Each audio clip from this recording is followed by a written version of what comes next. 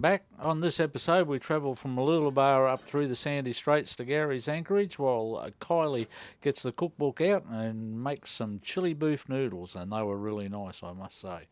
So don't forget to subscribe, and here we go. Well, it's a beautiful day here in Mooloolaba today, 2nd of June, second day of winter. We're heading up to Double Island Point, possibly crossing the Wide Bay Bar. We'll see how we go when we get there. But we've got a 5 to 10 knot southwesterly wind, which is sort of pushing us. We're having a metre of swells, easterly swell, which has been forecast, which isn't brilliant for us, but it's very doable. So we're about to fire up and head off. So come along with us, and you'll see what mischief we get up to. Well, my apologies for not putting any footage of the crossing of the bar in the last episode here at Mooloolaba, but it was very similar, if not identical, to what we're about to experience here. The MSQ or whoever's responsible for dredging the bar have done a fantastic job, and it was just a matter of following the leads all the way in. There was absolutely no turbulence whatsoever crossing the bar, and we came in just on the high tide, and we had, I think it was a minimum of 2.5 metres underneath us at any time during that crossing. There was probably a little bit of swell outside, but that's to be expected as we're in the open ocean from there with no protection from the Great Barrier Reef. But it was very similar crossing to what you're seeing here. Well, we've been travelling for about 2 hours now. We're just coming up off Noosa. Conditions are absolutely marvellous. It's Noosa over there on the headland. Got we're saying 12 knots from the west now. About a metre of swell, but it's very gentle. And as you can see, the boat's not rolling much at all today, which is great. It's a bit cool outside, down about 17 degrees, hence we're going to stay in the cabin area today. Kylie's rugged up to the conditions, and yeah, just enjoying every minute of it. Nothing much to do, just check the gauges every now and then, sit back, enjoy it.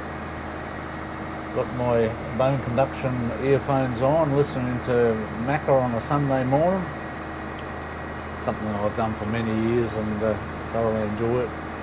Anyway, we'll give you a bit more of an update as we get closer to Double Island Point. I'm not sure whether we'll head in through Fisherman's Passage or go the long route around. We'll just see how things are when we get there, make a decision on the run. Should be there right on high tide, so Fisherman's Pass should be fine. Alright, we'll see you in a little while. Well, it's 5 hours into our trip. We're about an hour and a quarter away from Double Island Point. Been making pretty good time actually. We've been averaging 7 knots, which has been nice. Had a few other boats that have accompanied us a fair bit of the way. They've overtaken us now because we're not a very quick boat. But conditions have been pretty good actually. Got a little bit sloppy at one stage when the wind picked up to about 15 knots. We've got 15 knots apparent now, so we're probably closer to 20 knots. One sailing boat off our beam on this side, a couple of sailing boats in front of us, and 3 other power boats just in front of us. But, it's been quite a pleasant trip, and had a bit of breakfast. We're not worrying about having any lunch. We'll sort of get in through the bar.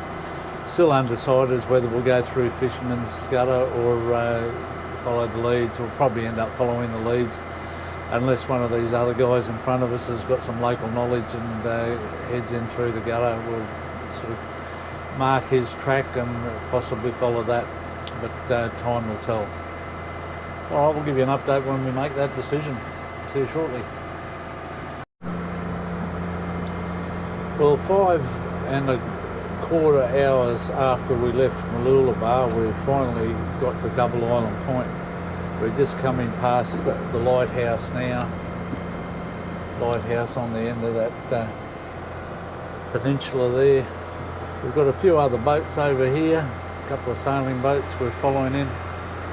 There's also another one just off us there on our starboard side, and another one a bit further back over there. But it's been a bloody marvellous trip. Although we've had this 1 metre of swell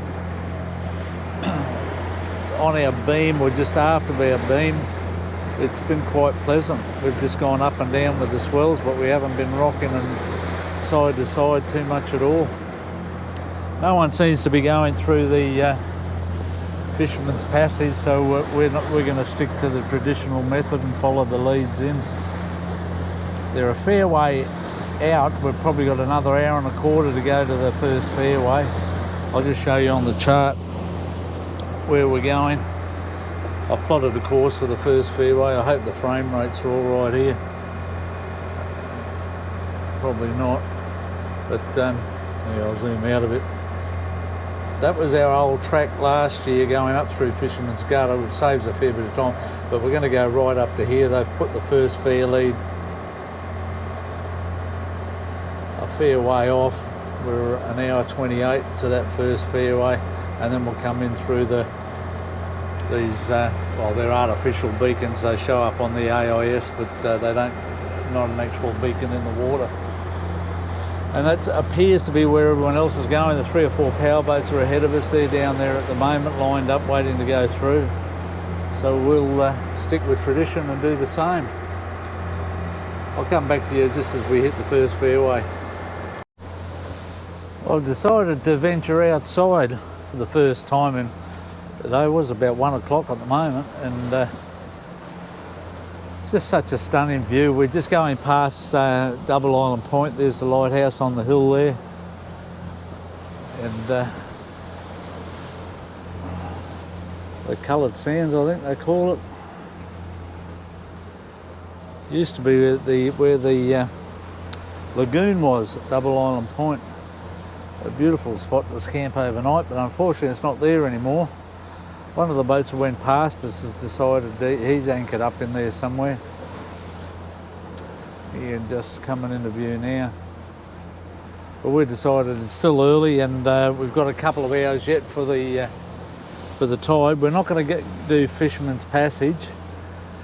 We've decided we'd stick with tradition and go the long way around. There's Wolf Rock just there. A couple of boats fishing on the other side of it. But the sun's finally decided to come out, which is nice. Oh, hello, we've got another fast powerboat coming through with us. Sailboats all seem to have slowed up. 4 of them now were ahead of us all day, but now they've fallen well behind. I don't know whether they've lost wind. It's not too bad. It's about 10 knots, I think, the breeze we've got at the moment. But we'll take that.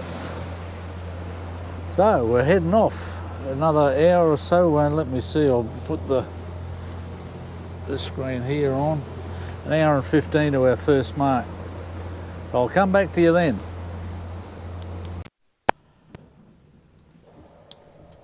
Well, as you can see, the conditions on the bar were pretty good, pretty similar to what we experienced at Mooloolaba.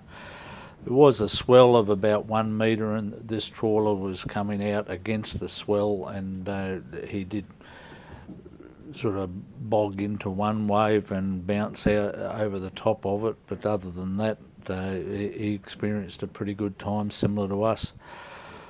One thing that did happen to us coming in through here was we realised how much we actually rely on the Raymarine multifunction display, and for some reason, and we're not sure why, but it froze coming in through here. And it was interesting that I noticed that although we were should have changed course, that we weren't changing course on the screen. And that was because this display had frozen, and because all of the GPS points are artificially or through AI imposed onto the screen, it made it very difficult for us. We rebooted it, and it came back to life, and we managed to get ourselves back on course pretty quickly. But it does sort of show you how much reliance you do put on these devices doing a long passage. And yeah, it's not the sort of thing I'd want to experience if the bar conditions were a lot worse than this, but we had a pleasant trip right through on the bar.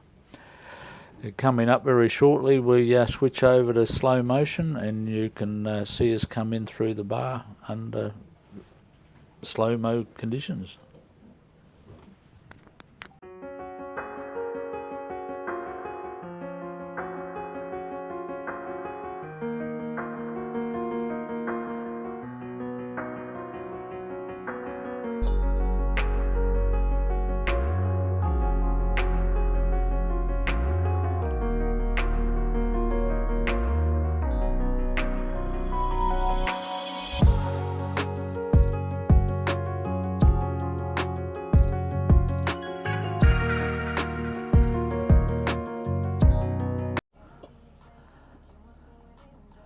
Well, we've arrived.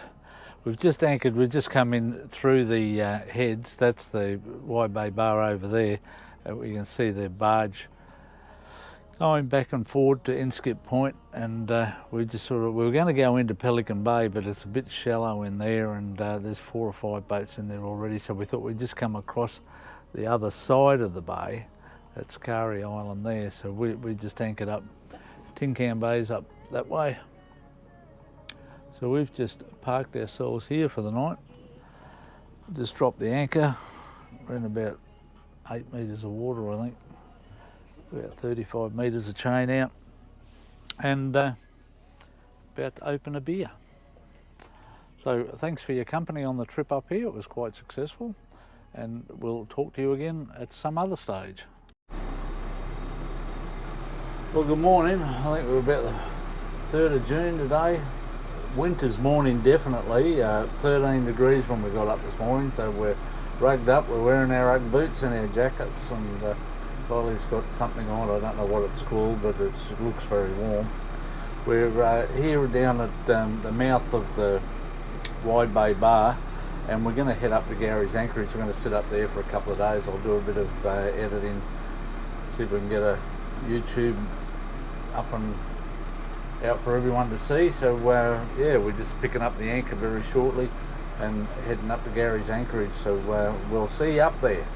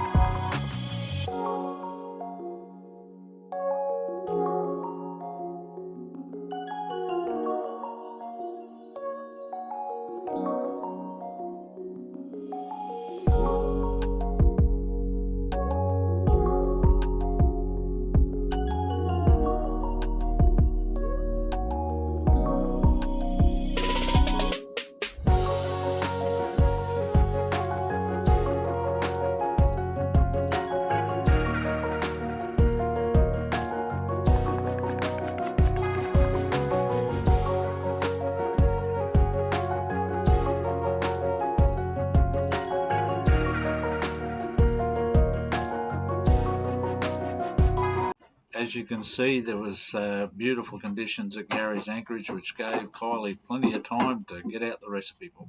So here we go.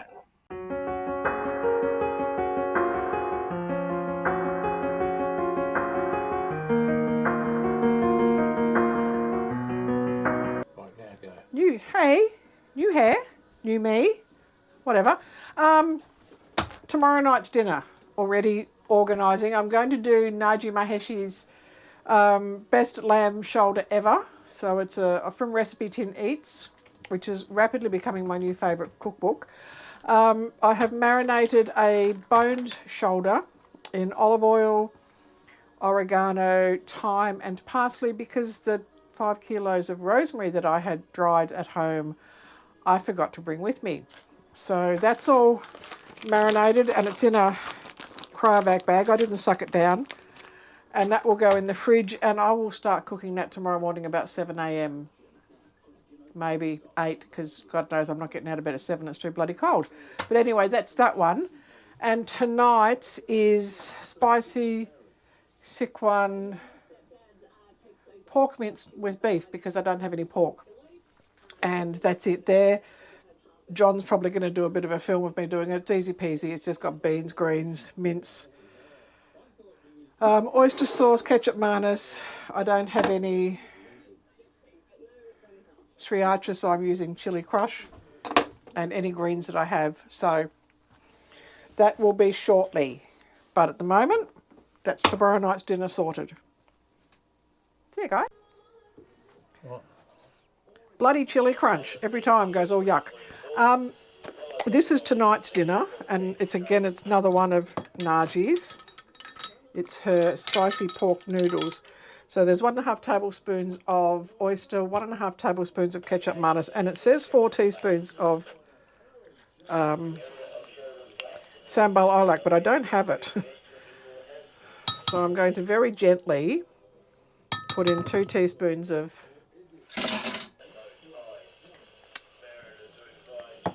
chili crunch, and because it's only John and I can lick my fingers because that's going to be hot enough as it is. Just going to mix that up. I'm not going to start cooking for a little while yet because it's only 5:30. So I'll mix that up, get everything organised, and you can come back when we're ready to cook. Thanks. When you're ready. Evening. Wok is smoking hot. Just saying, everything in my kitchen is smoking hot. Okay. The greens are going in to get a nice bit of char on them. So it will get very smoky, very messy for a few minutes. Because I don't have as much beans as I would have normally had for the recipe, I am using some bok choy as well. So that's just the bases I'm throwing off now. So I feel like I'm really glad we don't have a smoke alarm in this kitchen. Do we have a smoke alarm here? Yeah. Doesn't work. I haven't tested it. I'll better tomorrow, I think. Yeah, you know, if it's not going off now, pretty sure it's all right. So these are the beans I cryovac'd, so they're going in as well. So they were blanched, cryovac'd and frozen.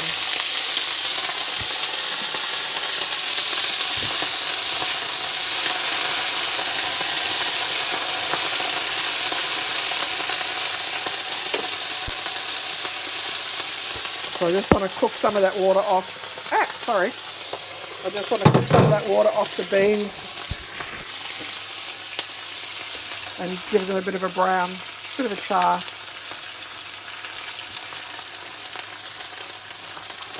Along with, I did a whole pile of cryovacing. We did the markets before we left, and I bought lots of broccoli and lots of beans and veggies that I what's the other stuff? Cauliflower. That I blanched, cryovac and froze just because I like having fresh vegetables, and these are nicer than the fresh frozen beans or whatever you get at the supermarket, but that's just personal choice. I'm lucky that I have a decent sized freezer. I think that I can do that. I don't know where she went. Probably out the window. It's dark and the cat's outside playing. Always a bit nerve-wracking.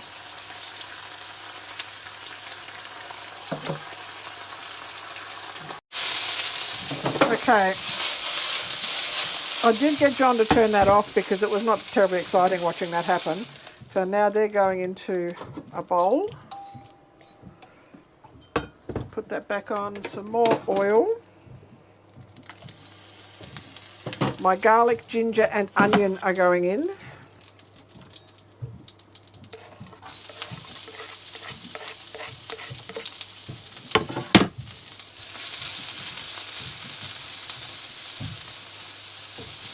The things you discover you've left behind when you get on the boat. I realised I've left my fine grater behind, but I do have my cookie grater on the boat. Now, in lieu of pork mince, I'm using beef mince because I don't have any pork mince. Ignore that bit that fell on the floor.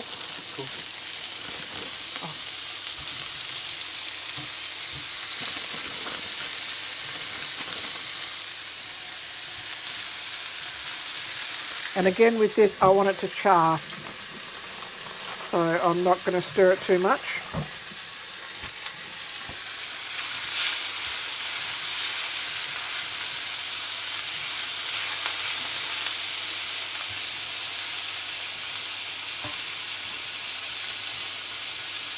Smells awesome. All I can smell is ginger and garlic. Smells really good. Cheers.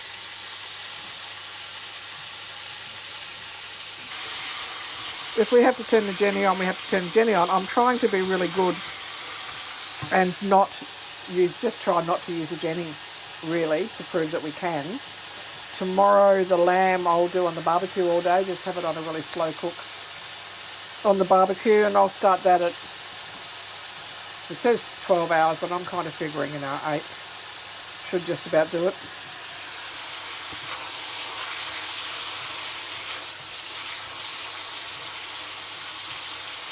What temperature do you cook tomorrow on the barbecue?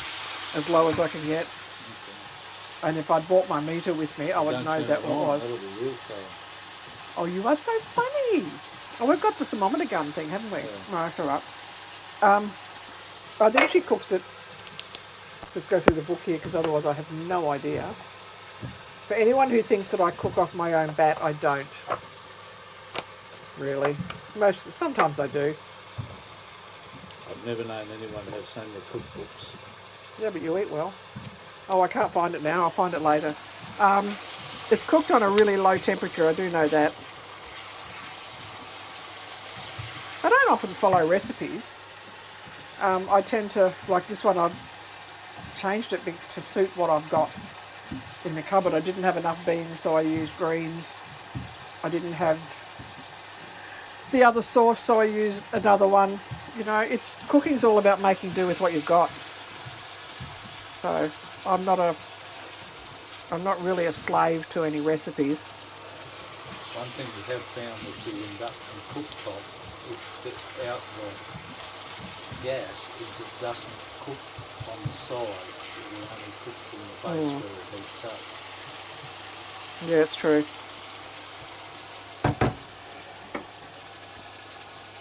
This, I must say, was meant to be cooked in a flat pan. Naji actually says cook it in a flat non-stick pan because you can't get the right enough heat. I unfortunately do not have a flat non-stick pan because I forgot to bring my cast iron one with me, and that would have been perfect.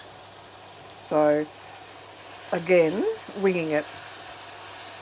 And as you can see, because it's not heating up the sides, I'm getting a lot of water in there that I don't necessarily want, so I have to wait for that to cook off before I add my noodle and my sauces and everything else. So, not quite the same as it would be at home, but for boat food we don't do too badly. Add a little bit of the sauce, about a tablespoon of the sauce, cook it through.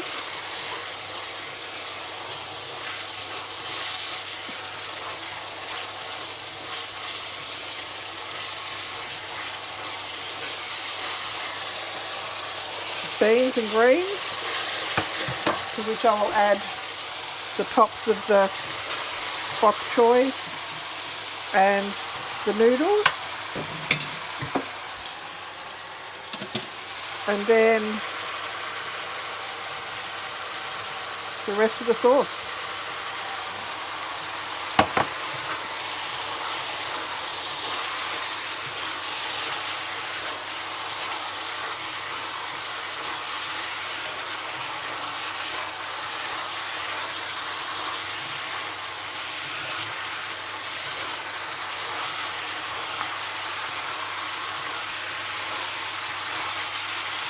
Let that sit there for a minute and cook away.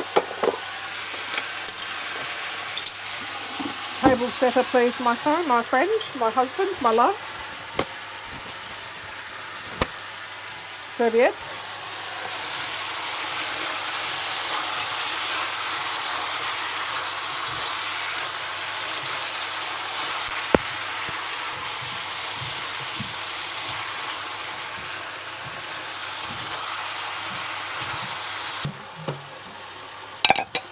Thank you, my darling.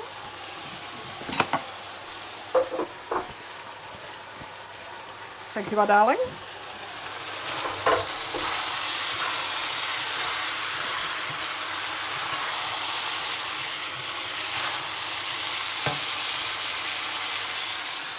And we're done.